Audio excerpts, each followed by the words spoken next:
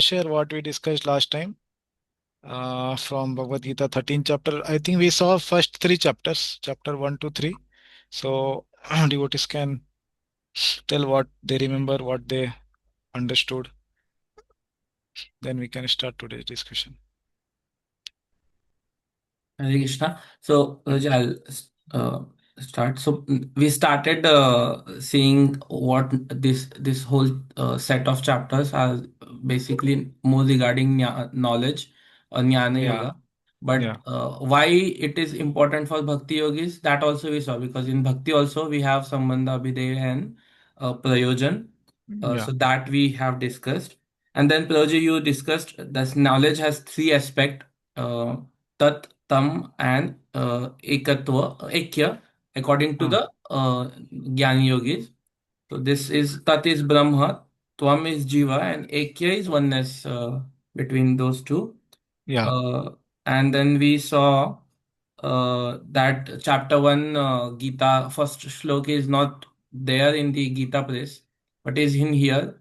And why it is in, so Prabhuji, you gave that Nyaya reference of whatever falls in the pile of salt, or salt, where salt is there becomes salt, like that.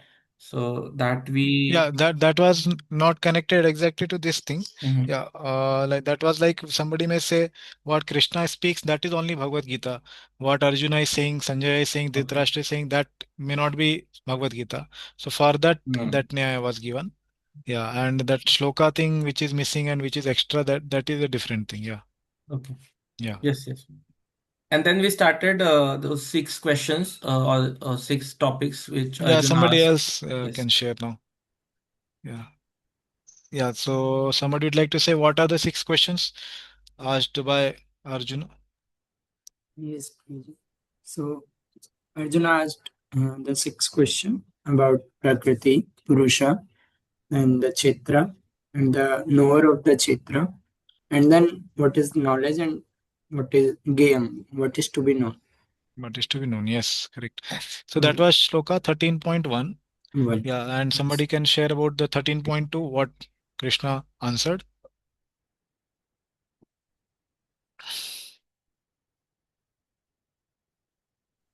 Hare Krishna Prabhuji. Then Viprana. Ah, yes, Mataji. Krishna answered that this body is the field of activity, that is the Kshetra, and one who knows this body is the knower of the field, that is Kshetrajna. Hmm. Yeah, And here also we have seen that is the Supreme Personality of the Godhead has a superior position, and the individual soul has the subordinate position. yeah.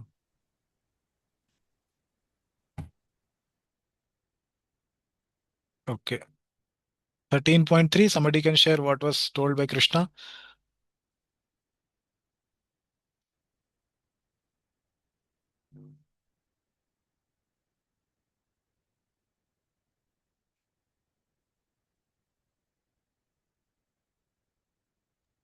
Those who have not spoken, maybe. Ah, yes, there, my Mataji.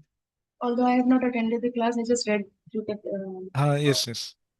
Yeah. So Krishna was saying that although the jiva is the knower of the body, but I know all the bodies. I I'm the am, knower yeah. of Okay. all the bodies. This one is the part, and this is like Okay, okay. So what is the second part of the shloka, third shloka? Somebody would like to say. First part is this, Krishna is saying, I am also, cha api. I am also the knower of the kshetra. And what is the second part of the shloka? that to know about the body is the knowledge. Yeah, yeah. Kshetra. To know about the kshetra is knowledge. Okay. Yes. Kshetra jnanam. Hmm. Yattat jnanam. So he has said that kshetra and kshetragya, these two things have been started describing. Krishna has been started describing. Yeah. Okay, so I'll share my screen. Uh, Yeah, one. 1 minute. Yeah, just 1 minute. Yes. Yeah. this shloka, you can see the translation. So, O son of Bharata. So he is saying you should understand that I am also. Okay, this we discussed. Kshetragyam cha api mam vidhi. Vidhi means to know. Know that I am also. So very important point we discussed there, that Krishna is focusing that I am different from soul. Soul also, the Jivatma also is knower, but I am knower apart from that. So one very important philosophical point here is that there is differentiation between soul and super soul. Okay, that has to be seen. And then what is the difference? Sarva Kshetresu Bharata. Krishna is saying, I am knower of all the bodies, but individual soul may know his body to some extent, but not to full extent also. Like we may not know what is happening in the body, how the digestion is happening, how the other functions are working in the body. Okay, like that. And then second part of the shloka was Kshetra Kshetragayoho Jnanam. So knowing about this Kshetra and Kshetragya, knower as well as the Kshetra body, that is knowledge. Okay, that's what we saw in the shloka, these two parts. What is knowledge? Is knowledge about the Kshetra and Kshetragya. Okay, so till now, as we have seen, there were 6 questions of Arjuna. So first was, that is Prakriti and Purusha, first and second. Third and fourth was Kshetra Kshetragya, correct. And then there was about uh, Jnana and Gya, correct. The Jnana and Gya. So out of these 6, how many are answered in this verse? Till now, basically. Yeah. Till now, how many are answered? Two shlokas Krishna has spoken. 13.2, 13.3. So how many are answered out of these 6, and which all are answered? Three are 13. answered, Guruji. Yeah, which 3 are answered now? In So 13.2, which are answered? Kshetra and Kshetragya is answered in 13.2. Okay. And Kshetragya and knowledge is explained in 13.3. Yeah, Kshetragya, one more part is that. One part, Yeah, one yes. more part, that is Krishna also is saying that I am also the Kshetragya. That is also answered here. Okay, and what else is answered is the part which is Jnanam. Okay, this Jnanam, that is also answered. That is what is knowledge. The knowledge is knowing about these two both. Okay, like that. Okay, so yes, any questions are there till now what we discussed? Then we can take. Hare Krishna Prabhuji. Yes, Mataji. Prabhuji, what is Gayam then in this third number verse? In the third verse, Gayam has not yet come. It will come, Mataji. Okay. Okay. Okay, but So here it is said like the real knowledge is to understand the body and the knower of the body. So is it not related to that? yeah, it is related, but directly it is not there in the shloka. It will come. Okay. What is Gayam? That will be spoken 13th onwards. Shloka Okay. 13 onwards, specifically Krishna will tell. Okay. Yeah. Thank you. Okay. Any other question? One question, Guruji. Yes, bro. Like more of like the sequence in which Arjuna has asked question, the chronological sequence, and the Krishna in which he is answering. So that is different. So is there Correct. any significance or doesn't matter? Yeah, I did not read anywhere any significance about what uh, the sequence Krishna is answering. Why Krishna is answering in this sequence only. I did not read anywhere in Prabhupada or any Baldev Vidyabhushan or Vishwanath Chakravarti Thakur commentary. So I don't know why actually that is being answered like that. Yeah. So, but it can be understood logically also that first it is important that we understand what is knowledge and how to attain knowledge, and then use it. Like we will see the 20 items of knowledge or the process of knowledge in 8 to 12 verses now. Okay, and then we will see that what is to be known. First, we should have the Mm. tool to know, and then using that tool, we can know about something. Just like we have a tool here, we are having, suppose, this Zoom call. So, without having this platform, we cannot discuss. Correct. So, like that, Mm. Krishna will speak from 8 to 12, the tool by which which will help us to learn. like that. So that's what is being shown here. In that is one way we can see or understand it logically. Okay, and but as far as like I did not read anywhere anything like that. Okay. Yeah.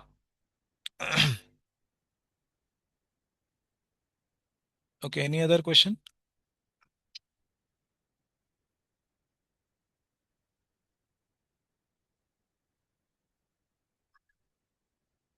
Okay, we will continue then.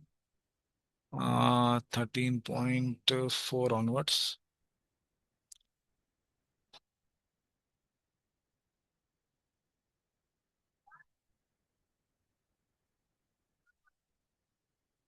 Yes. So now, as of now, we are discussing this second part of this chapter. So that is Krishna explains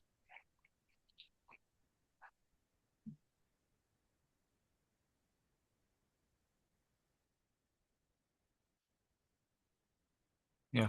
So Krishna explains Kshetra, Kshetragya and Jnana. So in this 2 to 7, 6 verses, Krishna is going to explain these three topics. Kshetra, Kshetragya and Jnana. Okay. So this first and second Kshetra and Kshetragya we saw already. It was answered in 13.2. Okay. And 13.3 Jnana was told a part of it, and now it will continue. Okay. Tatchetram yaccha yatrikcha yadvikari yatascha yat sachayo yat prabhavascha tat samasena me shrinu. Okay, somebody can read the translation. Hmm. Yeah, Nimai Rajendra Prabhu, would you like to read? Now, please hear my brief description of this field of activity and how it is constituted, what its changes are, whence it is produced, and who that knower of the field of activity is, and what his influences are. Yeah, so now actually Krishna is going to elaborate upon this basically three topics only: Kshetra, Kshetragya, and Jnana. So now in this specific verse, there are six parts to it actually. Tat Kshetram. Tat means that Kshetra. Which Kshetra? That was told earlier in this chapter 13.2, 13.3. Okay, that Tat. See, Prabhupada is translating it as that. So it is referring to the something which has been coming from previous shloka. Okay, so that Kshetra which was spoken of in previous two shlokas, that Kshetra Arjuna, Krishna is saying that Kshetram. So here he is saying Kshetram is the field of activities. Okay, this body. So here is the part. Okay, field of activity. Okay, so now please hear Me Shrunu, hear from me. Okay, Shrinu means hear from me. Okay, me, from me. How? Tat samasena. Samas means something spoken in concise form. Okay, Vyas means who expands. So like Vyas divided the Vedas into many parts. He expanded the things. So he's called Vyas. And samas is opposite of that. That is to make something in concise form. Okay, so here he is saying in summary. Okay, now hear from me in summary. Okay, what you hear from me about that kshetram, about that kshetra, and what else you hear? Okay, you hear first is this tat kshetram yat cha. Okay, see Prabhupada has translated it as what also. Okay, so description of the field of activity. This is the first part of the shloka. Okay. Kshetram yatcha. Okay, this is the first part. Okay, so let me mark this here. Kshetram yatcha. So this is the first part. Second is yadrikcha. Okay, what is this yadrikcha? As it is also. So basically it referring to its constituents, how it is constituted. What are its constituents like that? Okay, so this is the second. Okay. what are its constituents, or we can say what are its composition items, okay, what it is made up of, like that. Then third is yad vikari, what are its transformations, okay. So vikar means to have some change into it. In what forms it transforms? See what Prabhupada has translated as vikari is changes, correct? Transformations. So this is the third part of the shloka. Okay, yad vikari. Yad is again referring to what? That. What is that? Kshetram. Okay, so the object of explanation in this verse is Kshetram. And this is having accompanied by these six terminology. Yatcha, yadrikcha, yadvikari, yatascha yat, sachayoh, yat prabhavascha. These six are the terminology around which this is being uh, asked about. Okay. So what are its constituents? Okay, that is yadrikcha, yadvikari. What are its transformations? What are its changes? So it is referring to Kshetra. Okay. That is the subject of this verse. Then next fourth one is yatascha. Okay. So here you see, okay, here this is third one, okay, what its changes are. Okay, this is third one. Whence means when it is produced. Okay, so when was it produced or when is it produced? This is the fourth part. Okay, yataschayat. And then sachayoho. Okay, this is the fifth one. Okay, so see, okay, let's see what translation also. Yataschayat, from which, okay, it was also arisen or from where it came, like that. Okay, so such a yoho, he also. So here he is saying who that knower of the field of activities is. Okay, this is fifth part. Who that knower of the field of activities is. Who is the knower of this field of activity? Such a yoho. Yoho. So here you can see Prabhupada has translated here. Such a yah. He who. Also about he who. Means from means who that knower of the kshetra is. Okay, that is the fifth aspect of the shloka. Such a yoho, that personality.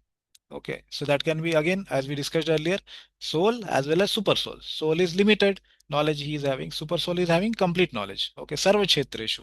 So that two types of knowers are there in this term. And the last term is yat prabhavascha. Prabhav means what are its influences. So here see Prabhupada what he has translated. Yat having what? Prabhava influence. What influence does this kshetra have? Okay. What his influences are. Okay. So this is the sixth term. Okay. So these are the six topics which are there in this shloka. Okay. So six topics about kshetra and kshetragya. Okay. This is a shloka about. Okay. So any difficulty in understanding this shloka? What is this shloka telling about before we go to the purport? Because if we don't understand shloka, then we will not be able to understand why Prabhupada is telling what in the shloka. Okay. So, okay, if there are none, then we will go ahead and read the purport. Yes, Prabhuji, continue. The Lord is describing the fields of activities and the knower of the field of activities in their constitutional positions. One has to know how this body is constituted, the materials of which this body is made, under whose control this body is working, how the changes are taking place, where from the changes are coming, what the causes are, what the reasons are, what the ultimate goal of the individual soul is, and what the actual form of individual soul is. One should also know the distinction between the individual living soul and the super soul, their different influences, their potentials, etc. Yeah, so You see here, Prabhupada is just explaining the translation in a more elaborate form in this purport. Okay. So now he is continuing. The Lord is describing the field of activities. Okay. What is the Sanskrit term for the field of activity? Kshetram. Okay. Okay. So that's why in the shloka where it came, you see here, Tat Kshetram. That is the first aspect. About the Kshetra, he is saying, and the knower of the active field of activities. So who is the knower of the field of activities? That we told here, right? Kshetra as well as we have Kshetragya. These two things are being told in this shloka. Okay, so that is Kshetragya. Okay. In their constitutional positions. Okay. So now, what are those six things, that six items? The same thing Prabhupada is repeating here. See here. One has to know about this body, how this body is constituted. So which is this part? This body is constituted. Is where in the shloka? Can you identify? Yadriksha. Yeah, so see here, we discussed how it is constituted. That is second item. Correct. So that is yadrikcha. Okay, like that. Then what else? The materials of which this body is made up of. So what are the materials where it's mentioned? That is same term. What it is constituted of. Okay, so that will come in the next shloka. Okay, the 24 elements of which this body is made up of. Okay, that will come in the sixth shloka, sixth and seventh. Okay, under whose control this body is working. So this is which item?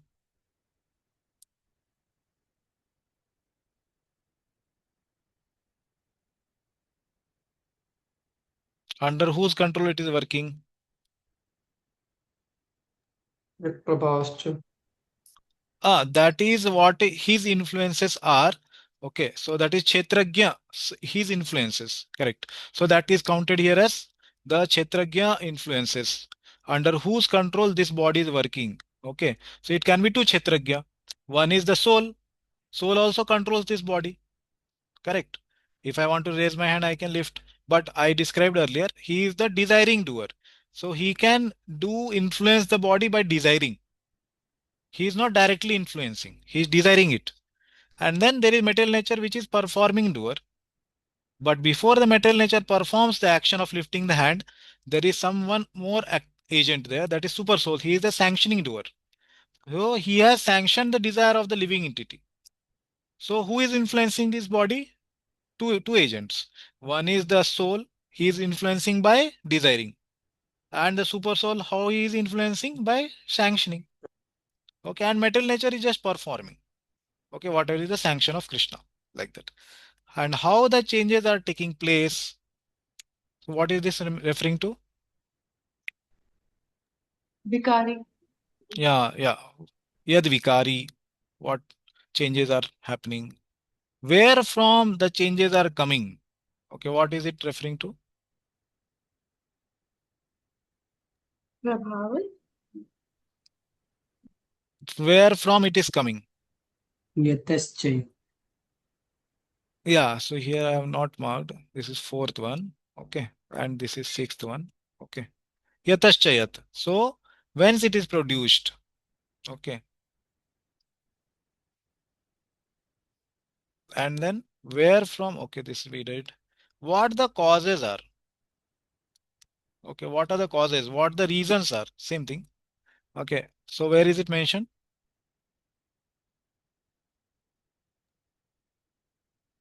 Prabhu. Where is it mentioned? Yat Prabhav. Yes, that is Kshetragya's influence under the control of the Kshetragya. So Prabhupada is saying that part, what the causes are, what the reasons are, what the ultimate goal of the individual soul is. Okay. What is the ultimate goal? That will come later, game. Okay. Then object of knowledge. That will come later. But Prabhupada just mentioned here. And what the actual form of the individual soul is. What is the actual form of the individual soul? Where does it come? That is not here in this shloka. It will come also later. Okay, what is the form of the kshetra? Okay, so that details also are going to come later. Okay, and then last Prabhupada is saying one should also know the distinction between the individual living soul, that is one kshetragya, and the super soul, that is the complete kshetragya, and their different influences. So where this is mentioned, their different influences in the shloka. Prabhav. Yat prabhavascha, and what are their potentials to influence all these things. Okay, so different potentials are carried by soul and super soul. Soul can desire and the super soul will sanction. Okay, yeah, continue. One just has to understand this Bhagavad Gita directly from the description given by the Supreme Personality of Godhead, and all this will be clarified. But one should be careful not to consider the Supreme Personality of Godhead in every body to be one with the individual soul, the Jiva. This is something like equating the potent and the impotent. Yeah, so here Prabhupada is saying again, one has to understand this Bhagavad Gita directly from the descriptions by the Supreme Personality of Godhead. Okay, directly. So that's why Prabhupada is saying this directly from Supreme Personality of Godhead. Why suddenly Prabhupada changed the topic? Where is it connected to in the shloka? What is Prabhupada talking about in the Srinu, shloka? Meshru. Srinu. Me Shrunu, correct. So that is the part Prabhupada is now telling about. Okay, Me Shrunu. Okay, so nothing Prabhupada tells in the purport which is not connected to the shloka. Only thing we have to read it attentively. What Prabhupada is not telling about. Okay, so one has to understand this Bhagavad Gita directly. Me Shrunu, from the description given by Supreme Personality Godhead. So that is me. Okay, and all this will be clarified. But one should be careful not to consider the Supreme Personality of Godhead in every body to be one with the individual soul, the Jiva. Okay, so that was told earlier. If you remember, we described that this cha api, kshetragyam cha api mam vidhi. Correct. So that was told earlier, right? Cha api. Okay, this is 13.3. It was told. So the same philosophical point Krishna, what he has said, Prabhupada is telling here that these two are different. They should not be considered the same. Okay, this is something like equating the potent and the impotent. So who is the potent and who is the impotent? Yeah. Lord is God, potent, and impotent is Jiva. Yes, important is the Jiva. Why he is considered important? Because he is also actually not having control or full knowledge over the kshetra. Okay. And Lord is the potent. So he is the Sarva Kshetra Gya. Okay, he is knower of all the kshetras. He is influencer of all the kshetras. Okay. Yeah. Okay. Any questions on what we discussed till now? Okay, then we'll continue. 13.5. Rishibhir Bahudha Gitam Chandobhir Vividhay Prithak Brahma Sutra Padaishchaiva Hetu Madhvir Vinishchitay. Yeah, somebody else can read the translation. That knowledge of the field of activities and of the knower of activities described by various sages in various Vedic writings, it is specially present in Vedanta Sutra with all reasoning as to cause and effect. Yeah, thank you. So here he is saying that if Krishna said Samasena, previously he told I will describe it briefly. But Arjuna, if he wants to know elaborately, then where will he know? So he is saying, Krishna is saying, if you want to know this elaborately, then Rishibhir Bahudha Gitam. Okay. So the saints and the sages, the wise sages, they have in many ways described Gitam. What they have described? They about this knowledge. Okay. Knowledge about what? What was told in 13.4. Okay. That is the Kshetragya, all these aspects basically. Okay, where they have described? Through the Vedic hymns, Chandobhi. Okay, in the Vedic hymns it is described Vividhai Pritak. Okay, various ways. So here you see Prabhupada is saying that the knowledge of the field of activities, that was Kshetra, and of the knower of activity, that is Kshetragya. So both soul and super soul, both. This is described by various sages, that is Rishibhi, in various Vedic writings, Chandobhi, and it is specially presented in Vedanta Sutra. Brahma Sutra Padaischaiva. Brahma Sutra is also called as Vedanta Sutra. Okay. How is it described there? With all reasoning as to cause and effect. Okay. Hetu is the goal or the purpose. Hetu madbhi vinishchitah hai. Okay. So it is described Brahma Sutra Padais. Okay, especially presented in the Brahma Sutras with all reasoning to cause and effect. Okay, like that. Okay, so to know elaborately, one has to take to the hymns or the chandas which are sung by various rishis in their various songs, Gita or descriptions. Okay, which are very logical and reasonable. Okay, with cause and effect like that. Yeah, read the purport.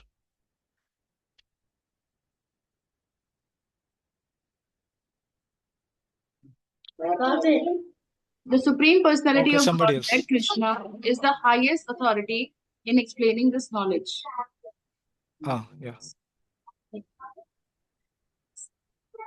Still, as a matter of course, learned scholars and standard authorities always give evidence from previous authorities.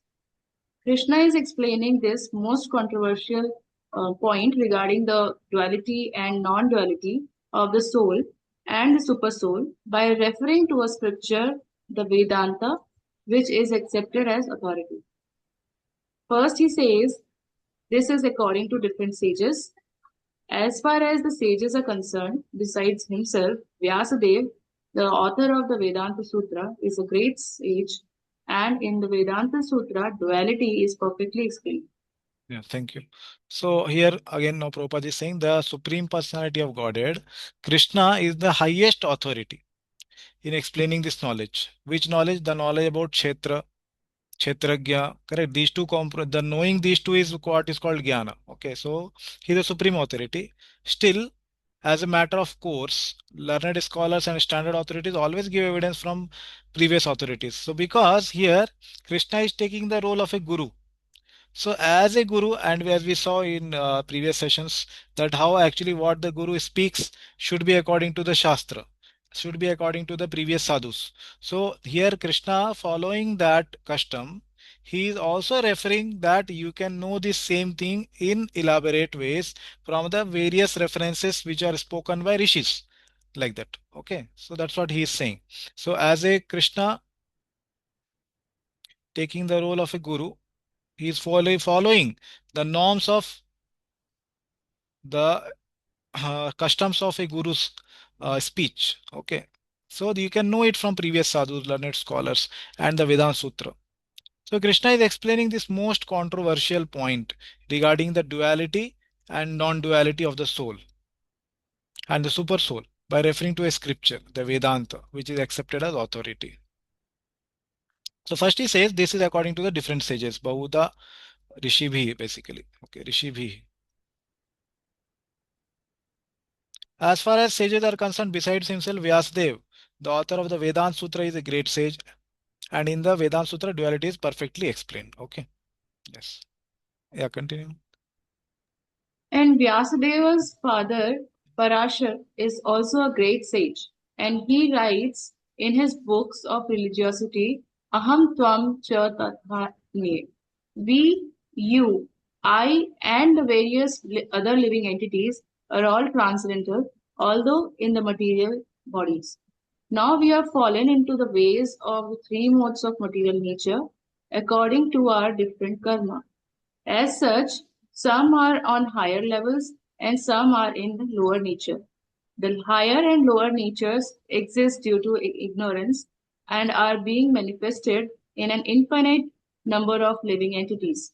But the supersoul, which is infallible, uncontaminated by the three qualities of nature, and is transcendental. Similarly, in the original Vedas, a distinction between the soul and the supersoul, the body, is made, especially in the Katha Upanishad. Yeah. So same thing what we discussed earlier. Here Prabhupada is saying, and he is saying a reference actually. Aham tvam cha tatha anye.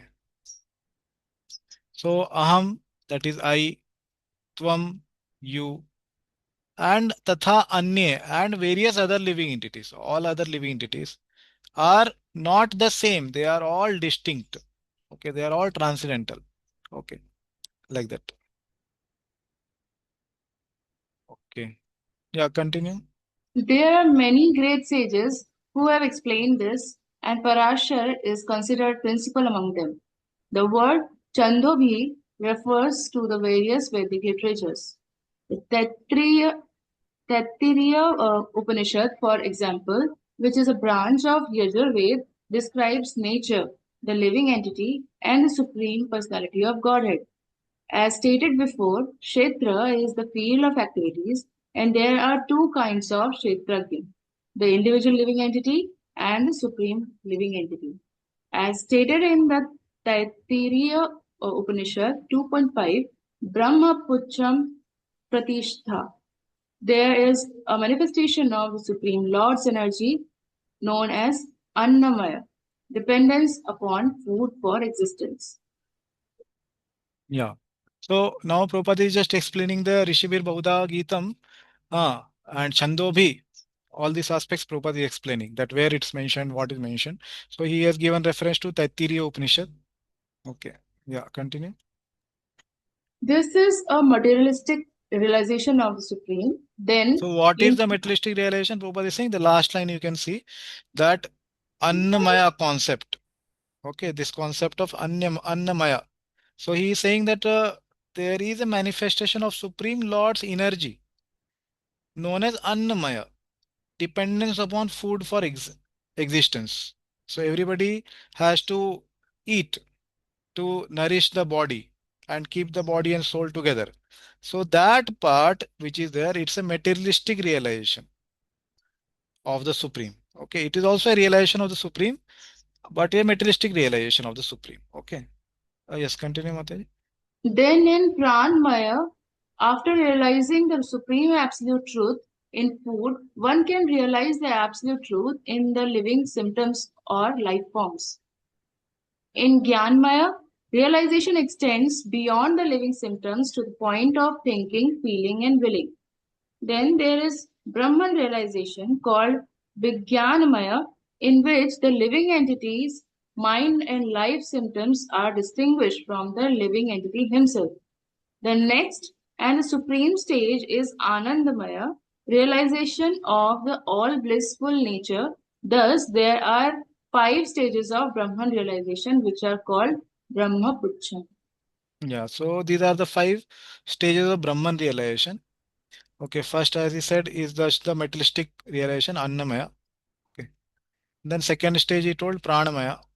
Okay, where one is aware that there is some life in the living entities, in the life forms.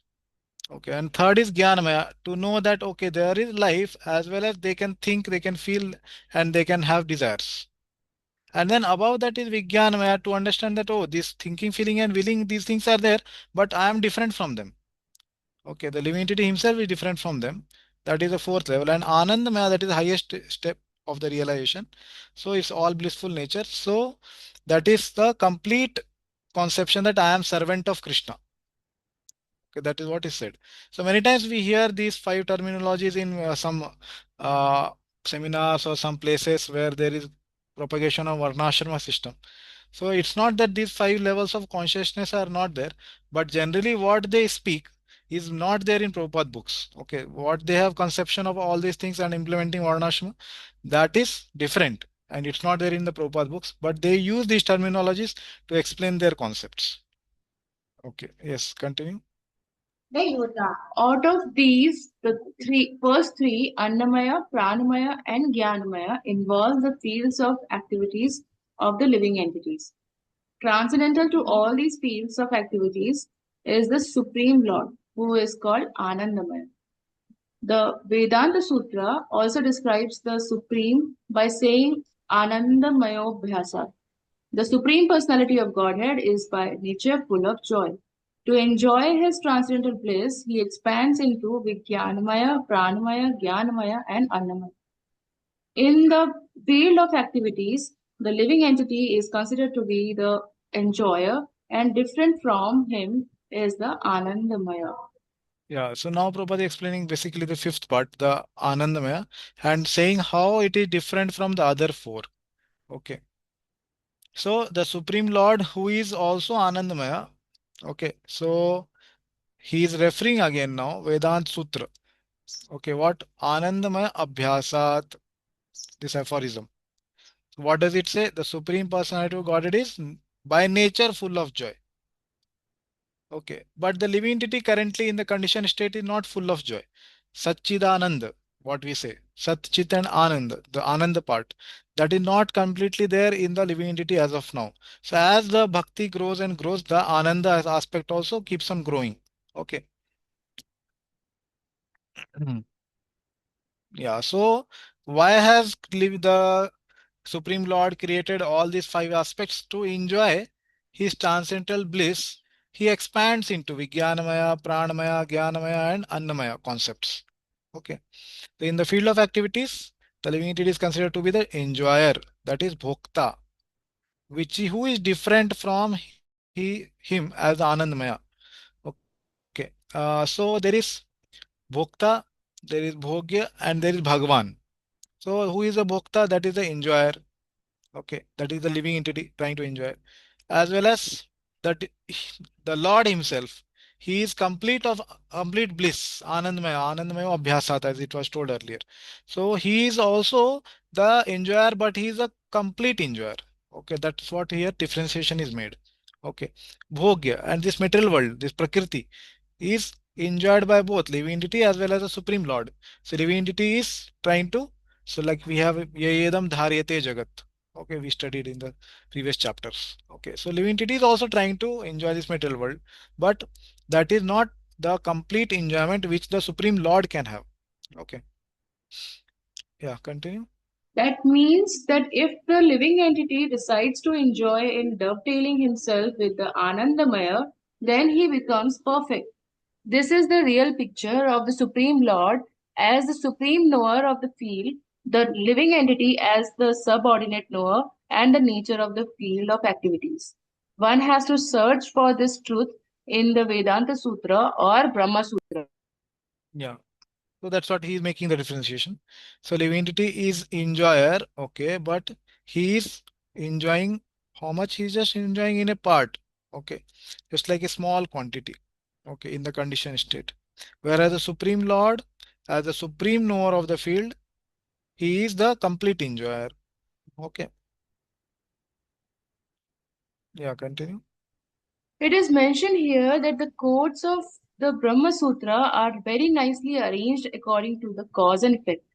Some of the sutras are aphorisms, are na vyad ashrutah, natma shrutah, 2.3.18, and purat tu tach shrutah, 2.3.40.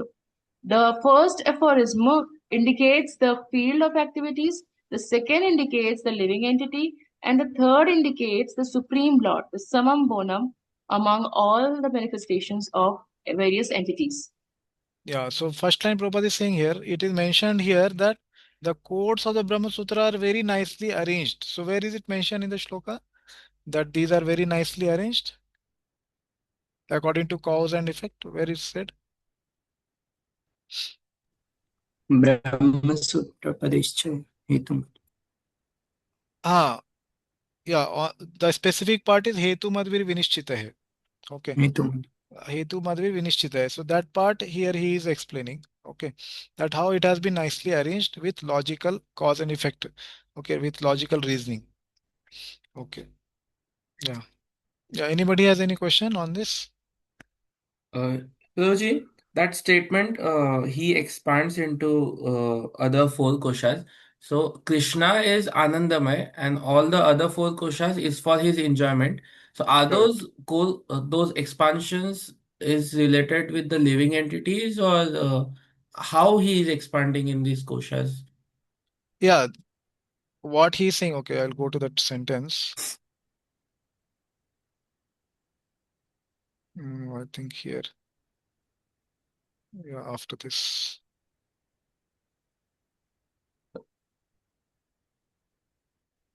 Here, this point, right? Yes. Yeah, so to enjoy his transcendental bliss, so his is the Bhagavan. Okay, he expands into Vijnanamaya, Pranamaya, Jnanamaya, and Annamaya. Okay, so where it's mentioned about enjoyment. Yeah, correct. Here only, yeah. To enjoy his transcendental bliss, he expands into these four categories. Yeah, what is the question, bro? So Prabhuji, enjoyer is Krishna, and other Hmm. four koshas is for his enjoyment. But that Hmm. expansion part is that expansion related with living entities, or is it something different that he No, expands into with other koshas? yeah, it's related to both. So that's what here Prabhupada clarified it later, na? So the living entity enjoys to some extent only, not completely, like the Supreme Lord. That was told later by Prabhupada. Okay. See here. That means if the living entity decides to enjoy, so when he becomes perfect, when he dovetails himself with the Anandamaya, basically the aspect that I am Krishna's servant. Okay, so being a Krishna servant, so he also enjoys in his constitutional position. But now also in conditioned state, limit is trying to enjoy, but the enjoy is not complete. It is perverted reflection of the enjoyment. But when he aligns to be in the constitutional position of being the servant, then he starts the not the perverted enjoyment, but the real enjoyment. That is Amritam Ashnute. That is uncompromising, unending enjoyment. So that's what. And then also, when living entity perfects and goes to spiritual world, he will not be enjoying to the extent that Supreme Lord will be enjoying. Okay. So that is also there. So the always living entity remains the small enjoyer, but condition state he is perverted enjoyer, and in the uh, unconditional stage or in the liberated stage, he is aligned to the Supreme Lord's enjoyment and he is still the enjoyer in a small portion only. Okay, but in a right way. That is what is this. Understood, Prabhuji. Okay. Any Thank other you. thing? Any devotee has? Prabhuji, all these stages which are mentioned is just reaching up to Brahman realization. Reaching up to Brahman realization. What all these stages means what? These five? Annamaya, yeah, yes, Prabhuji, all five of the stages is Hmm. reaching up to Anandamaya, which is realizing bliss, that Correct. is Brahman realization. No, not only Brahman. It can be Bhagwan realization as well as Paramatma realization also. And they will have Ananda as per their realization. So Brahman realization person will have lower Ananda compared to all will have spiritual Ananda. First one will have Brahmananda kind of. That is only spiritual, but it's smaller. Only to the aspect of Brahman realization, that much only. But Paramatma aspect who realizes, he can have even more enjoyment. And then one who realizes Bhagwan aspect, he can enjoy the most because there are loving exchanges between Bhagwan and the Bhakta like that. So they can have different levels of enjoyment. All three are spiritual Anandamaya. Oh, Is it okay. okay? Okay. Is Santosh Pro? Hare Krishna Guruji. Yes. Prabhuji, Hare Krishna. Yes. Prabhuji, what does it mean to realize God in food? Realize Supreme Personality in food? Okay. And What realize what? like, what does it mean, Annamaya, that Hmm. one realizes in food, Realizes in Lord's? food. There is a manifestation of Supreme Lord's energy known as Annamaya, dependence Yeah. upon food for existence. Correct. Like, Yes. what does that really mean? That's what I'm saying. That if we see previous chapters of Bhagavad Gita, there also it was described that how the Supreme Lord is Annad Bhavati Bhutani. Okay. Parjanyad Anna Sambhavah. Okay, there it was described that how the rains come and then the food that gets nourished with that, and then from that the living entity gets nourished.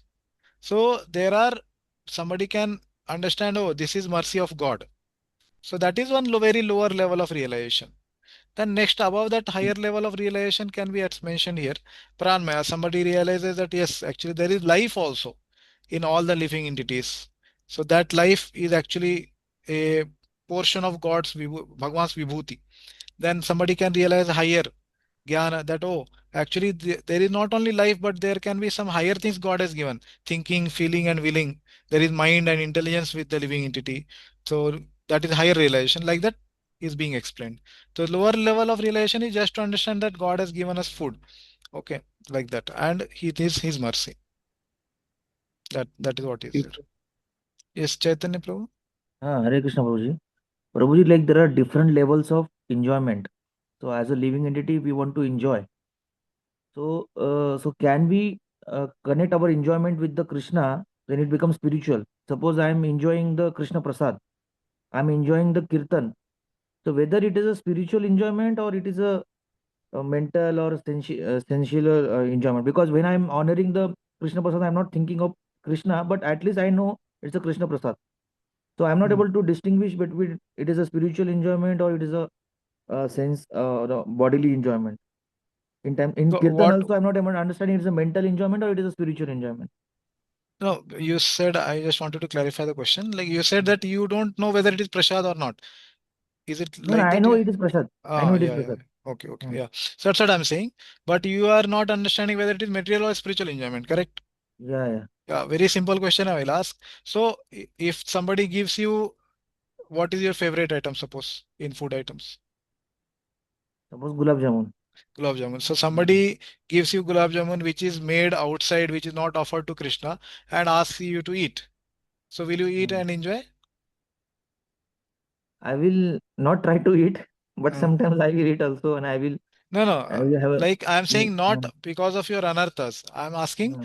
with Hmm. like as a devotee, what is Hmm. your aim to, like you want to attain Krishna Prem. Okay, that is Hmm. our goal. Okay, understood. So for attaining that, we have to follow some things, correct? So Hmm. if you are not overcome by your anarthas, but what is your inner faith that what I should be doing, what is best for me, according to that, according to your abhilasha, what I mean to say this is that your innermost desire, according to that, will you eat it or not? That is my question. No, no. Okay, so now I'm not saying that part where you are overcome by anarthas, by enjoying Hmm. tendency, that is always there. Kam, Krodh, Hmm. Mada, Moha, Matsare, that is always there, and they can always overcome, depending on how much is one is advanced.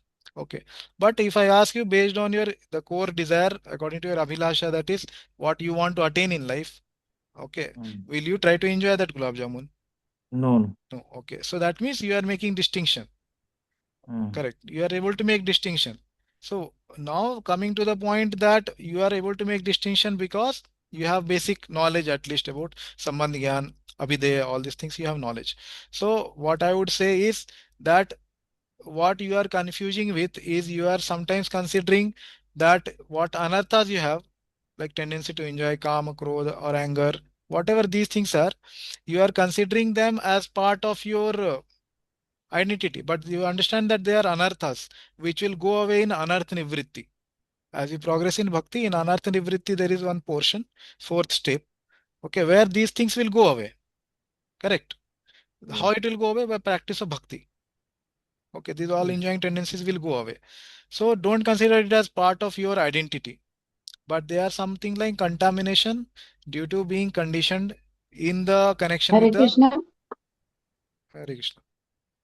In the touch with the material world, we are there. That's why we are having this contamination, which will go away in some time as we practice bhakti. Okay, so this is one part of the answer. Another thing is you are saying that there are so many items in the bhakti which we are trying to Yeah. do, and we also feel enjoyment. Yeah. Okay, like dancing, singing, whatever, and we may feel also so many items to be good. whichever we like. So is it like material enjoyment or spiritual enjoyment? That is your question, right?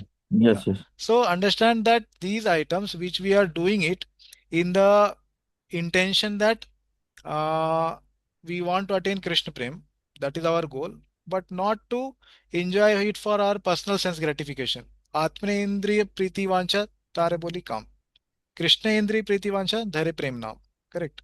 So whatever we try to do in the sense to enjoy, give enjoyment to Supreme Lord, with that consciousness we are trying to do, but while doing it, we will also enjoy. That is the reciprocation of Krishna. And the activities of bhakti are like that. Anandamayo abhyasat, as it was told here. While doing practice itself, we will have enjoyment. That is the nature of the part of bhakti. So to enjoy that way, while serving Krishna, that is natural, it will come. Okay, and then we are not thinking that we are trying to serve Krishna so that I will enjoy. That is not our consciousness, right? Our consciousness, we want to serve Krishna, and in serving Krishna, automatically enjoyment comes. Okay, so we will automatically enjoy, and there is a tendency which we have seen in devotees that they want to give up all kinds of enjoyment, whether it is in serving Krishna also. We want to give up. Why? Because we don't want enjoyment. That is the problem. We don't want enjoyment, we don't want enjoyment which is independent of Krishna consciousness. Okay, so the Krishna also feels happy when we enjoy. Okay, he is also happy when we enjoy. Okay, so we should not think that the any kind of enjoyment is banned for devotees. That is wrong understanding. What kind of enjoyment is not good for devotees is enjoyment independent of Krishna. Okay, but while serving Yes. Krishna, automatically we enjoy because the process is like that. So that's why we should try to do what is serve Krishna, and in that automatically enjoyment will come. That is the answer. Okay. Yes, Rosh. Yes. Yes, and Thank as you. we grow in bhakti, as in the beginning, we may enjoy, and for everybody, different limbs of bhakti may be there which they will enjoy actually. Somebody may enjoy Shravanam, hearing, somebody may enjoy Kirtanam, speaking, somebody may enjoy Smaranam, remembering Krishna. So there are so many limbs of bhakti, right? So like that, 64 limbs are described in Rupa Goswami's Nectar of Devotion when we read. So somebody may enjoy honoring Prasad, okay, Naivedyam, that is one limb of bhakti. So there is also smelling the fragrance offered to the Lord, and smelling the flowers offered to the Lord. So that is also enjoyment. So that is automatic that we will enjoy. So in the beginning stages, we may be enjoying at the level of the senses. Okay, but as we grow in bhakti, we will enjoy also spiritually at the level of intelligence, at the mind, and at the stage of soul. So like here, just extension to the answer is that in the beginning we may enjoy which are like more inclined to our material propensities. Whatever material propensities we had initially in material life, like that we will enjoy while doing that in spiritual life. Like somebody, suppose maybe a person who would be a cook in material life. So if he is given service of cooking, so he will enjoy it. But it is not completely spiritual enjoyment, but he has dovetailed it. Somebody may like to sing or speak outside, or somebody may like to do management in material world. But when he became devotee, here also he is doing management. So he may enjoy. So it is being dovetailed. So that is one part. And as we grow, we will also enjoy our chanting. We'll also enjoy the spiritual aspects of like fasting. We'll also enjoy chanting more. So like Prabhupada says, na, why to only chant only 16 rounds? Why not 16,000 rounds? So we may not be at that level. So initially in the enjoyment may come as our material propensities, we dovetail it in Krishna consciousness, and slowly we get purified. And then spiritual aspects which we don't have inclination for, that also we will enjoy. But enjoyment that will be there. That we should not try to avoid, because we are trying to give enjoyment to Krishna. So automatically we will also get. Okay, that is the answer. Yes, Prabhu. Thank you. Okay, we'll go to the next shloka now. This is 13.6 and 7. Yeah. So here, Mahabhutani Ahankaro Buddhir Avyaktam Evacha Indriyani Dashaikam Cha Pancha Che Indriya Gocharaha Ichha Dvesha Sukham Dukkham Sanghataschetanaadhritihi Et Chetram Samasena Savikaram Udahritam. Okay, somebody else can read the translation. Who has not read? Yes, Gayatri Mataji, please read. The five great elements: false ego, intelligence, the unmanifested, the 10 senses, and the mind, the 5 sense objects, desire, hatred, happiness, distress, the aggregate, the life symptoms, and convictions. All these are considered, in summary, to be the field of activities and its interactions. Yeah. So now the Kshetra.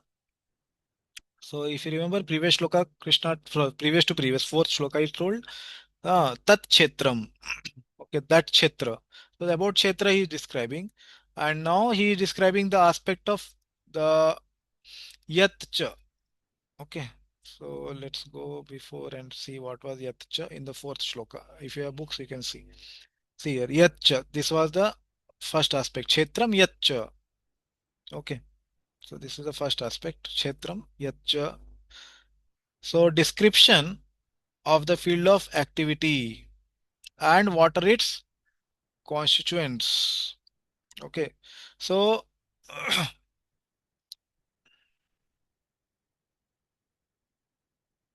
here,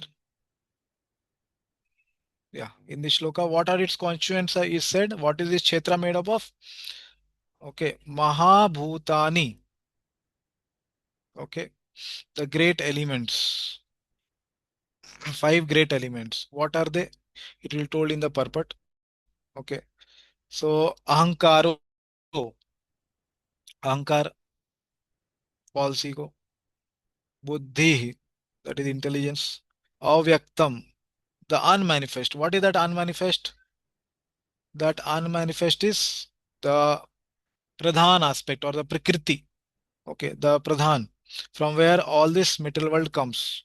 Okay.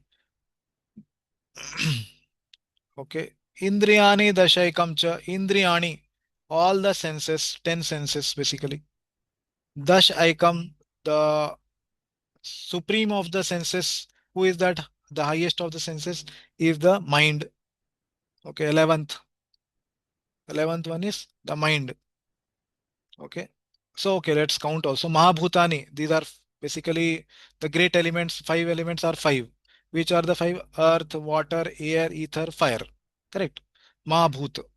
Panch Mahabhut. Correct. Correct. Panch Mahabhut they are called. So, sixth one is, okay, is Ahankar. The seventh is Buddhi. Eighth, Avyaktam, the Pradhan or the Prakriti.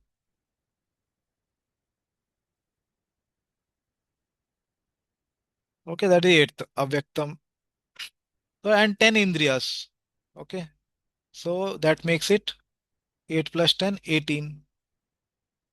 Dashaikam, this is the mind here, the leader of all the senses. That makes it 19.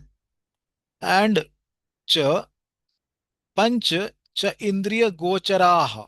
Okay, so what here Prabhupada is translated here as gochara, indriya gocharaha. The objects of the senses. What are the objects of these senses? So we have five senses, eyes, ear. Okay, yeah, obviously in this indriyani, 10 are there. What are these 10? So I hope everybody knows. 5 Gyanendriyas plus 5 Karmendriyas. Okay. These make it 10. So, and what are the objects of the these senses? Sabda, Sparsha, Rasa, Rupa, Gandha. So eyes, ear, nose, tongue, skin. These all enjoy through these five aspects. So Indriya Gochara, the sense objects. Okay. So these are five. So that makes it 24. Okay. 19 plus 5. Okay. Sabda, Sparsha, Rasa, Rupa, Gandha. So like that we have 24 elements which this Kshetra is made up of. Okay. So these we have counted 5, 6, intelligence 7, the unmanifested that is Prakriti 8, then 10 senses 18, mind makes it 19, and then 19 plus 5 sense objects 24. This is the first part of the shloka. Okay, Yatcha. That is this part. Now what else here is saying? Ichha dvesha sukham dukkham sanghatas chetana dhriti etat kshetram samasena savikaram udahritam. So what is this? Etat kshetram samasena. Samasena means again in summary. what Prabhupada is translated here, you can see. Okay. So this is the first part of the shloka, that is yatcha. And then Prabhupada is saying ichha, that is desire, dvesha, hatred, sukham, that is happiness, dukkham, distress, sanghata, that means the combination of all this or aggregate of all this, sanghata, and chetana, that is life, symptoms. Triti is determination or conviction. Okay. All these are considered in summary, samasena, etat, these are considered in summary to be field of activities and its interaction. The field of activities is what? Yatcha. And its interactions. What is that interactions which we discussed in Shloka 13.4? What is that word for the interactions?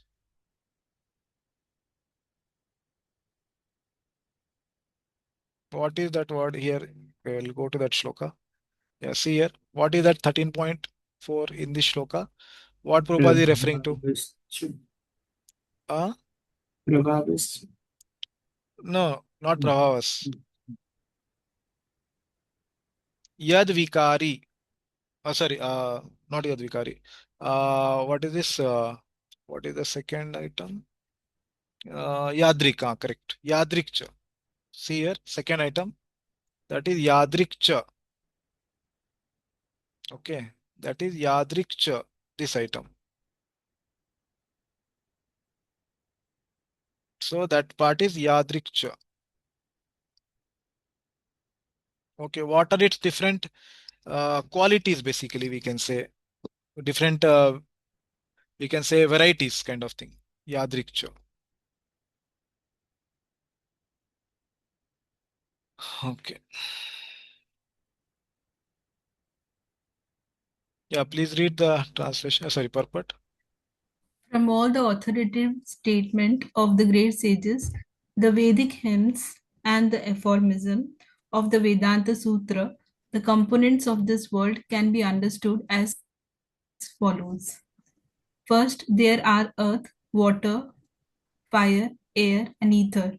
These are the five great elements, Mahabhut. Then there are false ego, intelligence, and the unmanifested stage of the three modes of nature. Then there are five senses for acquiring knowledge: the eyes, ears, nose, tongue, and skin. Then five working senses: voice, legs, hands, anus, and genitals. Then above the senses, there is the mind, which is within and which can be called the sense within. Yeah, so whatever we discussed, though, that same thing. And obviously, first part Prabhupada is saying about the Rishibir Bahuda Gitam. Okay, from Hetu Madhvir Vinishchita Vedant Sutra Padescheva Hetu Madhvir Vinishchita. So from the Vedant, sorry, Brahma Sutra Padescheva. So from that, he is starting, and then he is saying about this Panchmahabhut, all these things which we counted. Okay, yes, continue. Therefore, including the mind, there are 11 senses altogether. Then there are five objects of the senses: smell, taste, form, touch, and sound. Now, the aggregate of these 24 elements is called the field of activity.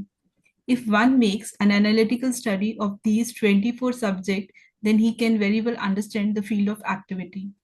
Then there are desire, hatred, happiness, and distress, which are interactions, representations of the five great elements in the gross body. Yeah. Okay, so that is second part. Ichha, Dvesha, Sukham, Dukkham, Chetana, Dhriti, that will come. Yeah, please read. The living symptoms represented by consciousness and convictions are the manifestations of the subtle body, mind, ego, and intelligence. These subtle elements are included within the field of activities.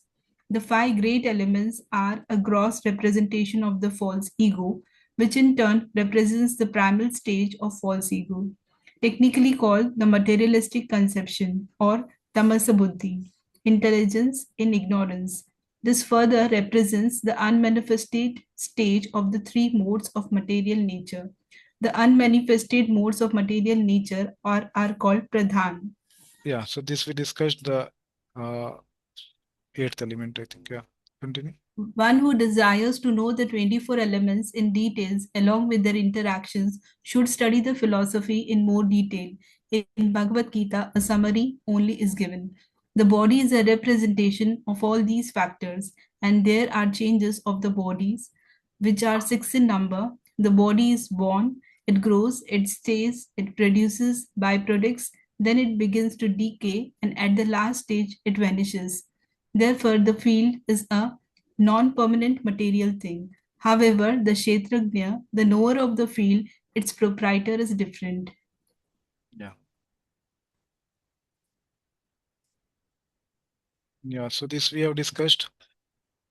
So body is representative of all these factors. Okay, these 24 elements, and there are changes of the body, yad vikari, which are six in number. What are the changes? So body is born, birth, growth, then it stays, it maintains, then produces byproducts. Fourth, fifth transformation, it begins to decay, and the last transformation is it dies or it vanishes. So these are the six vikaris, six transformations. Okay. Any questions on what we discussed till now?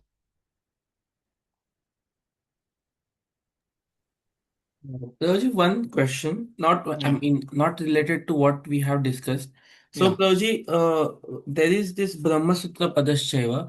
So Hmm. Prabhuji, when we historically speak, this Bhagavad Gita is part of Mahabharata, which is spoken after Yeah. the departure of Krishna from this material world. So Prabhuji, this Brahma Sutra was composed before only Vyasadeva ji. या फिर वो that is also like Vedas continued and then he just composed. Vedant Sutra, you are saying. Yes, yes, yes. Composed means it was put in writing, you are saying? Ha, yes, Praji. So here Krishna is referring it. So we can conclude that it was before only. So is that so? Correct. Yeah, it was before only. Yeah, it was written down later, but it was there before only. Like the Okay. Vedas are eternal, like that. Vedant Sutra also, that also is like eternal. The Srimad Bhagavatam natural commentary also is eternal, like that. But different rishis, different saints are chosen to speak it in different kalpas, like that. But it is eternal. The basic foundational is eternal. Okay. Okay. Yes. Dayamai Dev ki Mataji? Prabhuji, when we are discussing about the 24 elements that body constitutes, how Pradhan is the part of the body because it is saying unmanifested stage of three modes of nature. So it is a part of material nature. So how it is a part of our body also? Not in the sense that our body, it is kshetra means basically from where the body it comes also. Okay, from where it comes, like that also. Okay, so pradhan is like we may every day make for making chapati, we may make the what we call that atta mixed with water, and we make chapati out of it. So atta is there in a big sack, maybe suppose. So we take little bit and then make everyday chapati. So like that, the pradhan is like the big sack of atta which is there, and then from there we take every time in every kalpa there is some part of pradhan which is transformed into mahatattva, then it becomes prakriti, and then jivas are infested into it, like that. So that jivas which will get the body also is made up of panch mahabhut and other elements, 24 elements basically. So pradhan is like one of the constituents of the body. It's not the whole thing is converted also, but it is one of the constituents in the sense that it is there in the portion of the body is made up of pradhan, like that, transformation of pradhan, like that. And So, originally also it exists separately. Like we make atta, so atta is there all also, na? We have not made the whole thing. So in that sense it is there. okay. Okay. Yeah, now we'll go to the next section. So Krishna further explains now the process of knowledge. So before explaining, basically in the 13 shloka onwards, he will explain the Gayam, the object of knowledge, what is to be known. But before we know, we have to know how to know. What should be the qualification of the student? First, we should have the container. Then only the item can be poured into it, right? So, like that, the process, by which process or what should be the qualities of the jiva or the kshetra, that which by which it can gain the knowledge and then subsequently liberation. So now Krishna will speak about that. So amanitvam adambhitvam ahimsa shantir arjavam acharyopasanam saucha स्थैर्यम् आत्मा विनिग्रह इंद्रियार्थेषु वैराग्यम अहंकार एव च जन्म मृत्यु जरा व्याधि दुःख दोषानुदर्शनम् असक्तिर् अनभिसंगत अनभिस्वंगः पुत्र दारागृहादिषु नित्यं च समचित्तत्वम् इष्ट अनिष्ट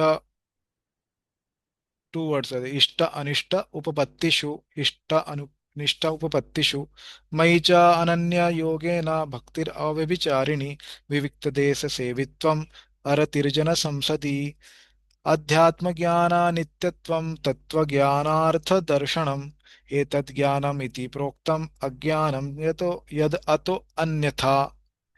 Okay, so Krishna is speaking basically there are the 20 processes which we can say, or the 20 qualities which are there of the knowledge. So let's see the translation, then we will come back. So what are the 20? Okay. The process of acquiring knowledge basically.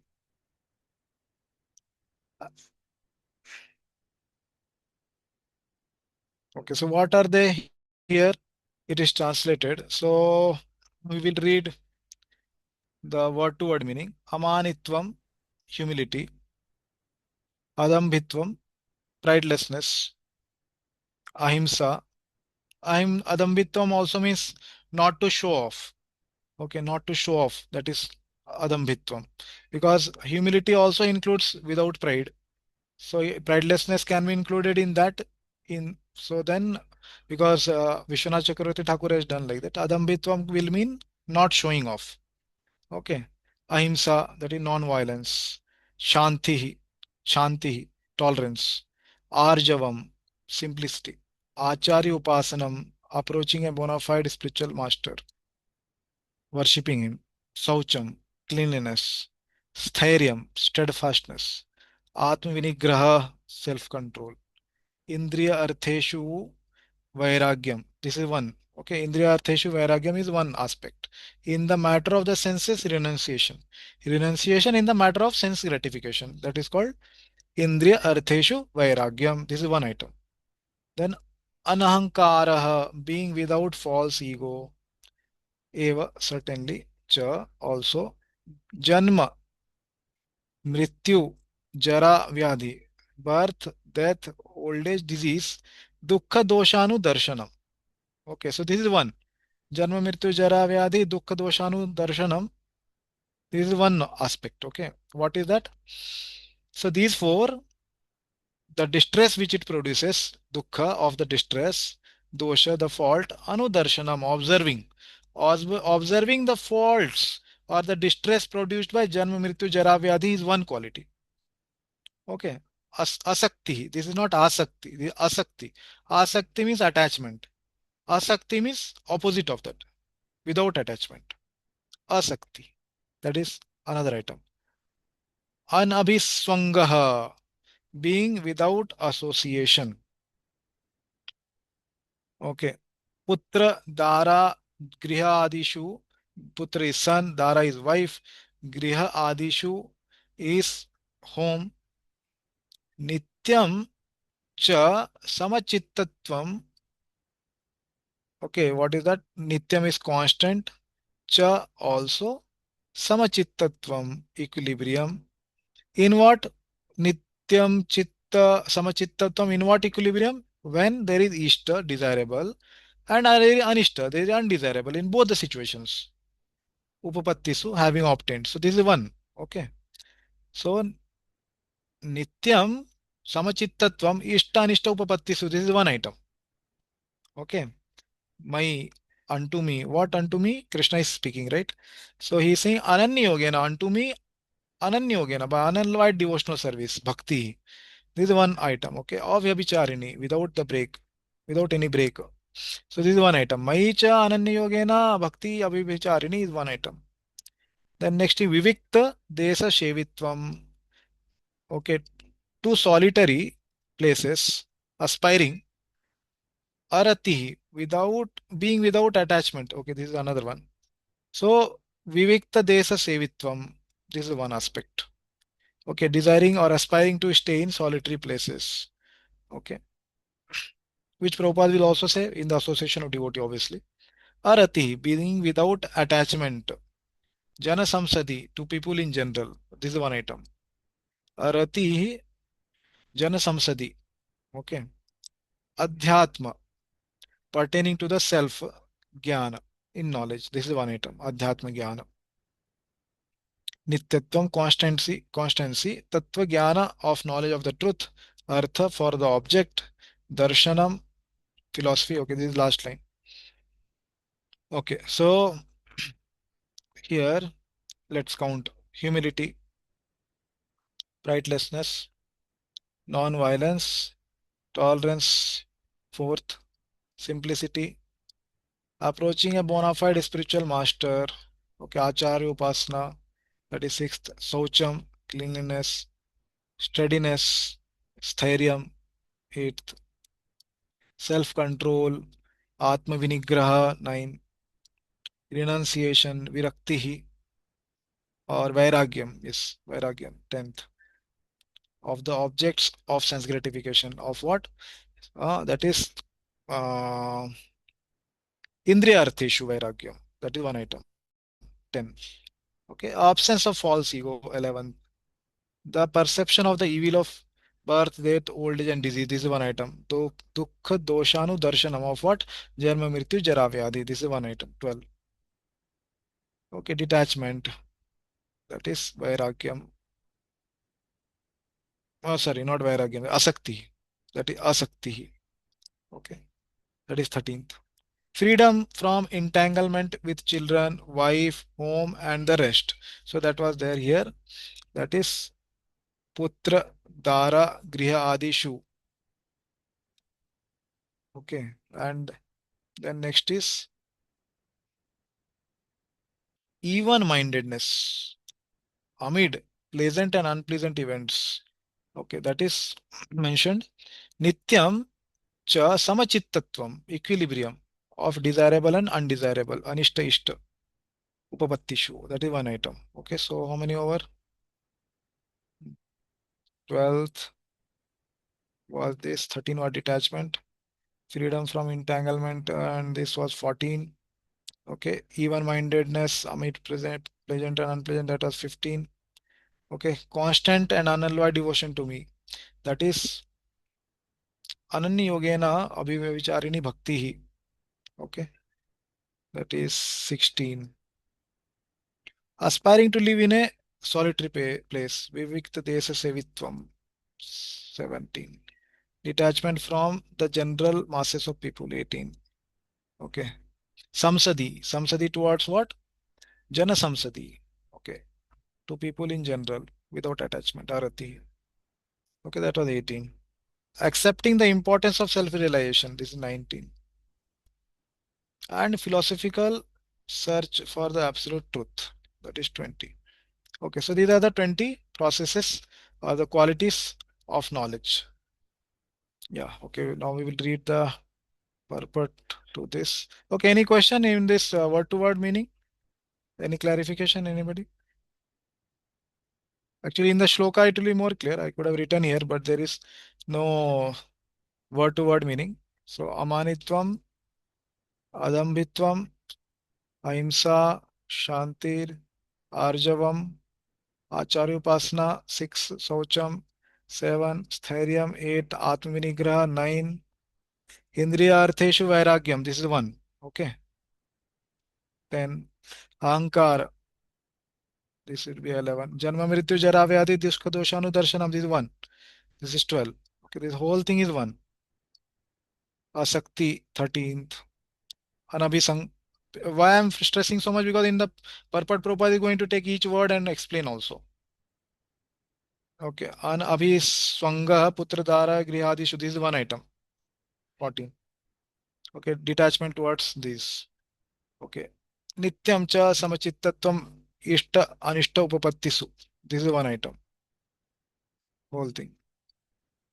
Mai cha ananyogena bhakti ravi vicharini. This is one item. This whole thing. 16. Vivikta desa sevitvam. Okay. This is one. 17. Aratir jana samsati. This is one item. 18. Adhyatma jnana nityatvam. This is 19. And last one is tattva jnanartha darshanam. This is 20. So these are the 20 items. Okay. So now in purport, Prabhupada will speak about every item to one paragraph he will speak. Okay, this is longer purport. So maybe 2-3 devotees can read. So those who have not read. Okay. Hare Krishna. Hare Krishna. Can I Yes. read? Yes, Mataji. Yeah, please read. Yeah. This process of knowledge is sometimes misunderstood by less intelligent men as being the interaction of the field of activity. But actually, this is the real process of knowledge. If one accepts this process, then the possibility of approaching the absolute truth exists. This is not the interaction of the 24 elements as described before. This is actually the means to get out of the entanglement of those elements. The embodied soul is entrapped by the body, which is a casing made of the 24 elements, and the process of knowledge, as described here, is the means to get out of it. Yeah, thank you. So what here Prabhupada is saying the same thing. So if you see the last line of the shloka, here he is saying Etat Jnanam. These are all actually knowledge. Iti proktam. Ajnanam yad ato anyatha. Anything other than this anyatha is what? Ajnanam. Is ignorance. And that also will be described later in this chapter and also in 15th chapter. What is this ajnana? Okay. So these 20 are like the items of knowledge we can say. And as Prabhupada is saying in the purport, you can see this is a process of knowledge. Okay. So why it is called the process of knowledge? Because if one accepts this process, then the possibility of approaching the absolute truth exists. Then we can know the Gayam, which is the object of the knowledge. If we accept this process of Jnana, the tool basically we can say to attain Gayam, to attain the object of knowledge is these 20 items like that.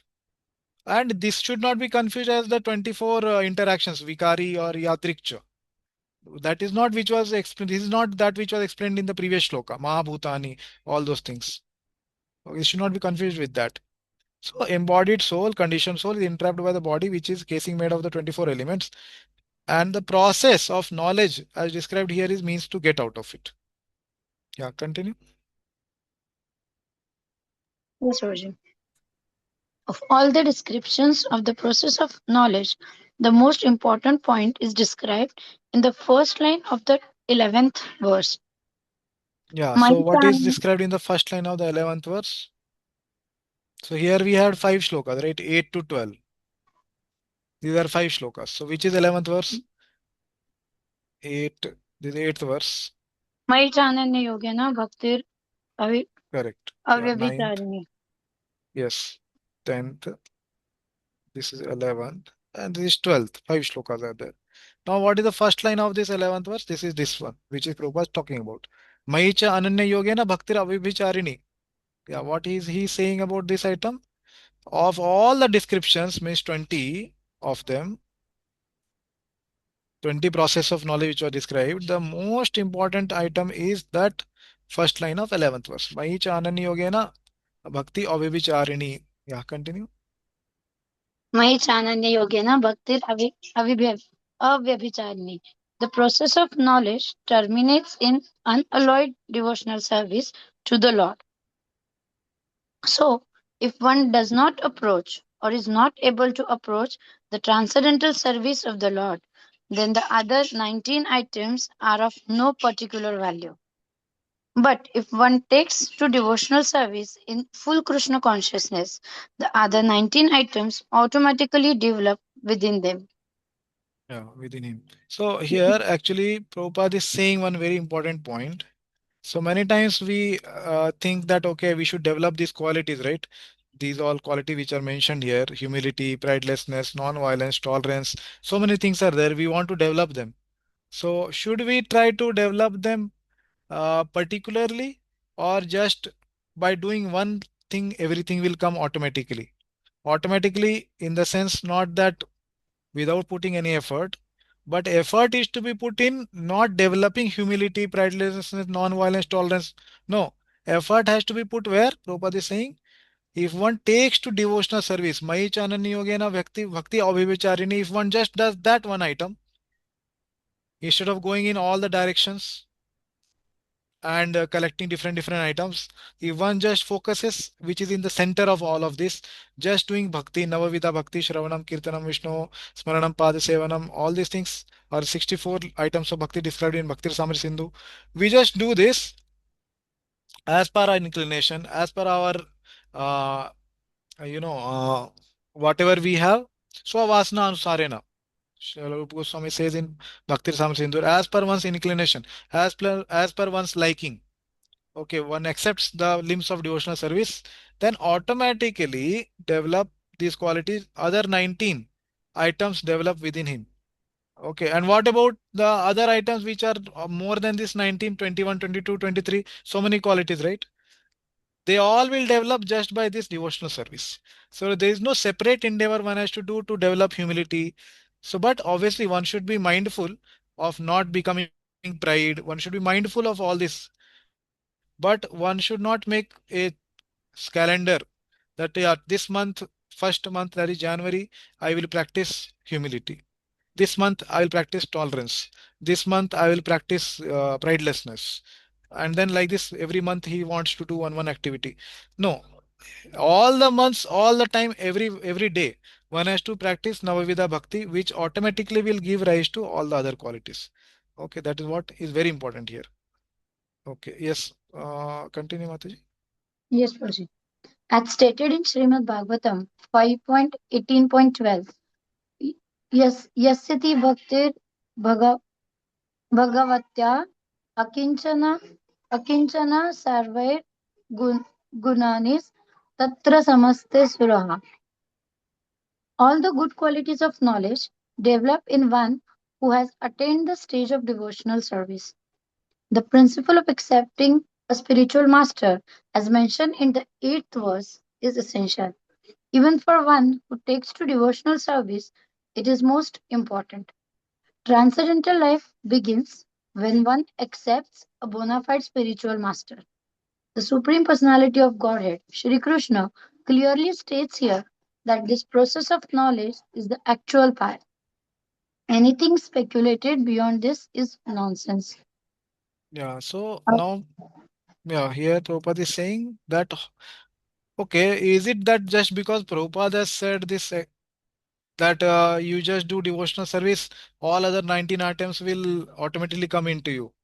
Prabhupada is saying, no, it's not I am only saying.